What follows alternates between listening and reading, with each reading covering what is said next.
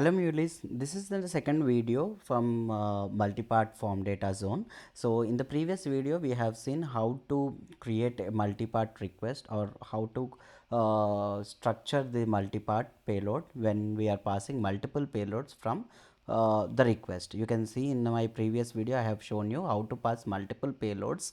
The few payloads are plain string and the few payloads are from file. So how to extract it, each values, contents and everything, so that I have shown on my local. Now today I want to show you something like how to call a multipart API which is already deployed in Cloud Hub via HTTP requester. So if there is a requirement where you need to call, or you need to transfer payloads, multiple payloads via HTTP requester, that means already there is a API which is exposed and you have to call that particular API. So how to do that I'll be showing in this video. Before calling to that particular that API, right, first of all we need to deploy a multipart API on Cloud Hub so that we can test it properly. For that, what I have created is I have created a simple RAML design first. Okay, this is just a basic RAML for how to design for multipart form data APIs. So it is pretty simple. The method is post. It can be any method.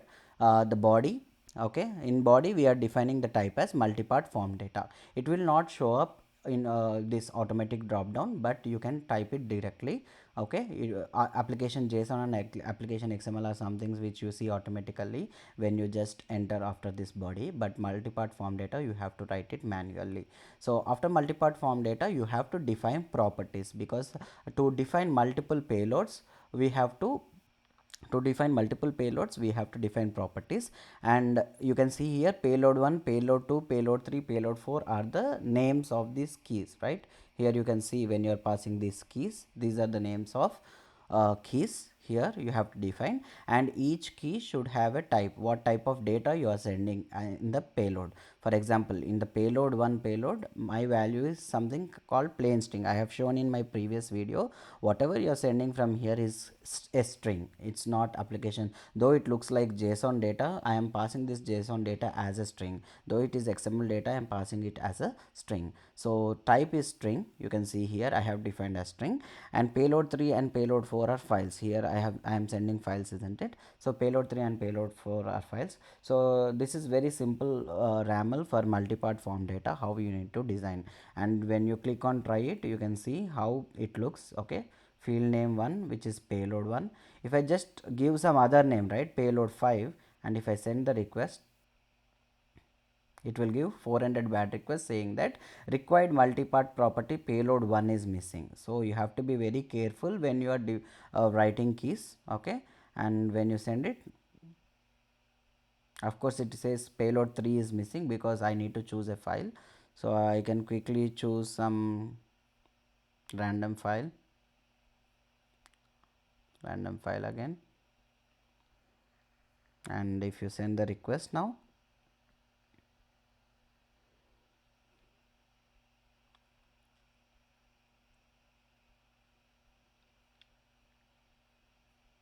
it will take a bit while because I'm using very big file. Let me choose a small one.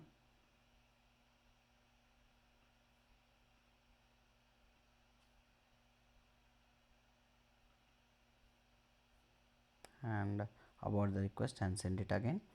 You can see 201 is created. So this is a simple RAML that I have created.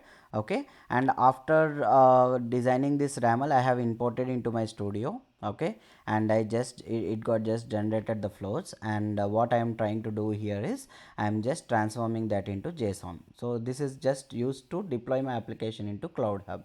So I have this deployed this application on Cloud Hub. So if you can see here, I have my Cloud Hub application already deployed, and if I go to settings and copy the URL and test it, let me copy this URL. Okay, slash API slash test and http colon double slash. So what I'm trying to do is I am printing only the loggers here. In logger also I am not printing the whole content. Okay, so I'm just printing something like, you know, payload 1, payload 2, these key names with only headers, not the actual content. Okay, because I don't want to display my content over here. I am just displaying my headers over here. So that's what I have done. It's like index and value dot headers. So if I send this request,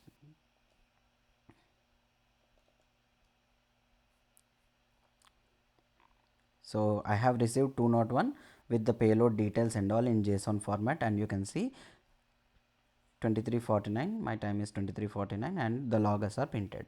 Now I have exposed a REST API which accepts multi-part request. Now I have to call this particular API via HTTP requester. Say suppose I have my application on local. So what I am doing, trying to do here is, it is pretty simple. You must have seen how it looks, the parts form. I have already explained in the previous video in this first part of multi-part form data. The multi-part form data is an object which contains parts as the root tag, and each part has one payload. Like how many payloads are present here, you will be having it will be displayed like each one is an object over here, right? Payload 1, payload 2, payload 3, and payload 4. That's what you are seeing here. Okay, and each payload object contains headers and content. Content is the actual message. Headers are something like name, subtype, which is always form data, and if at all it is a file, it will display the file names, etc. Right? So now you have to frame a request in the same way. Okay, you can see here my transfer message. What I am trying to do is, I am using output multi-part form data, because our API which is deployed on Cloud Hub accepts multi-part form data. So I am creating a request with output multi-part form data and with parts. You can see now all values are hard coded over here. So if you want to change the content, isn't it?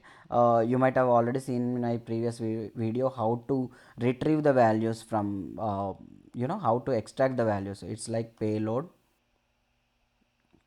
dot parts dot payload 1 dot content, something like this. Okay, in the same way you can use payload dot parts dot payload 1 dot payload 2 dot content, likewise here. So whenever it comes with content for files, isn't it, it is always the best practice to transform the input payload into base 64 and pass it, because the content is always a string, right? So you have to transform that, you have to convert that into base 64, and then when you are retrieving from the other side, you can just decode it with base 64. Basically you have to use two base 64 here, and while retrieving you have to use from base 64. For now I am using some dummy values because I just wanted to show you how it looks. Okay, so this is how you have to frame the request. And when it comes to HTTP requester, here you can see I have configured a HTTP request configuration with post method, and here you can see I am using this URL, and my body is payload, which is nothing but the multi-part. So it is pretty simple. If you understand this part section, it is very easy for you. So my application, this local application is already deployed, and let me try to use HTTP local test 1, that's my resource, and let me send the request.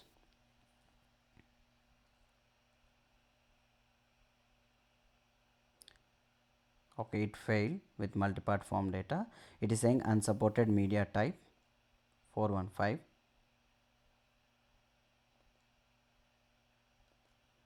Let's see why.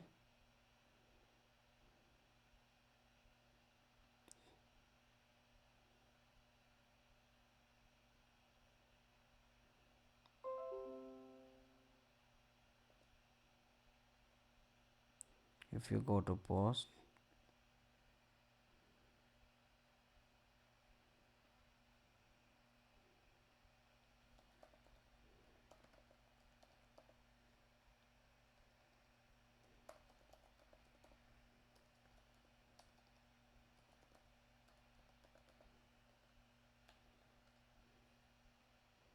if I save this,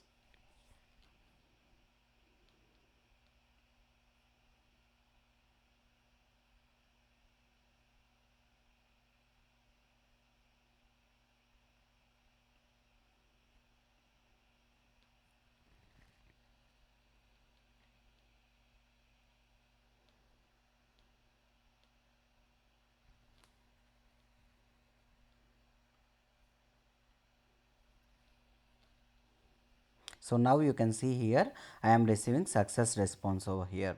The reason why it was failing earlier is I haven't defined the output type in the request as well. If you see such case, it is always better to usually it should not give, but it is always better to define output type whenever you are passing inside a body.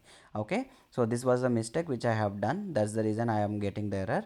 And if you go back to your logs, you can see after this error you can see these logs, right? That means it is calling successfully. So this is how you have to basically call this multi-part exposed REST API via HTTP requester. Pretty simple. So make sure that you are defining this output multi-part form data in the request, even though you are having it in transfer message, and this transfer message should have this structure properly. Okay, if you are not defining any kind of headers or content properly, then it will be a failure request. Okay, so this is pretty simple and straightforward. Hope you like this session, and we will see more videos on multipart in the next videos.